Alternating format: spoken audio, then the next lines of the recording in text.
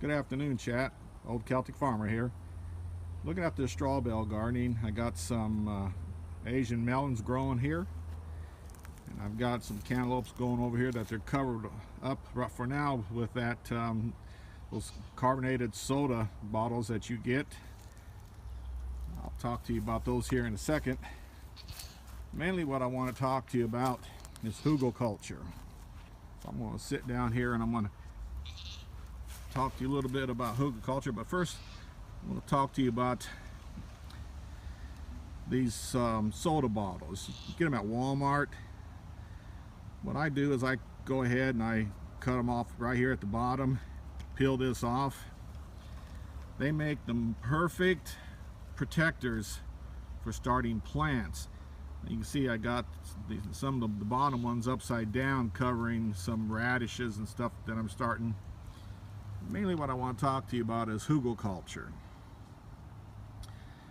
One of the hardest things about Hugelkultur is to explain to people about planting, organic gardening. Organic gardening is you don't use pesticides or weed killers. You get back to nature, and so a lot of people, they really don't understand about gardening because they're so used to seeing the prefabbed cultivated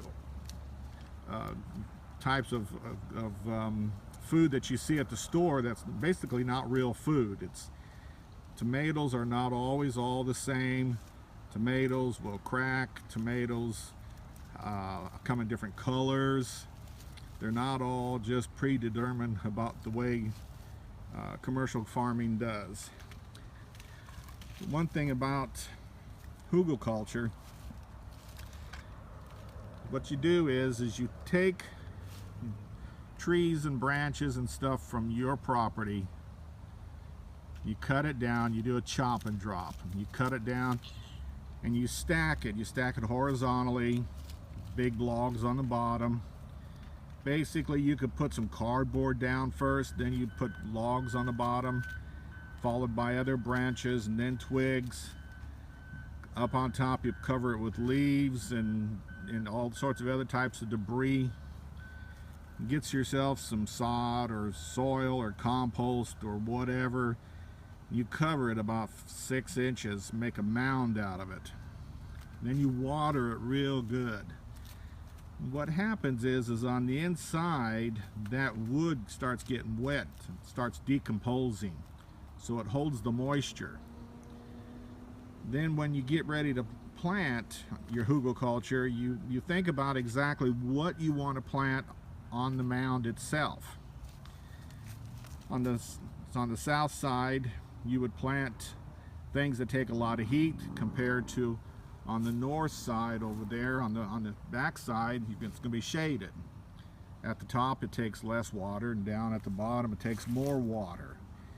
That's basically because the water goes on through and it gets locked inside in pockets on the inside of that wood, and that wood decays and the wood holds the moisture.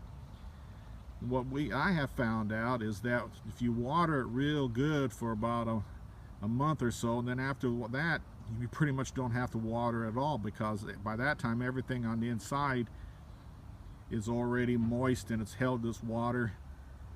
And the plants, I mean, everything is just organic. In here I've got radishes, and I've got turnips, and I've got sweet potatoes, and as it starts getting later on in the season, we'll have peppers coming out of here, chili peppers, as well as Brussels sprouts.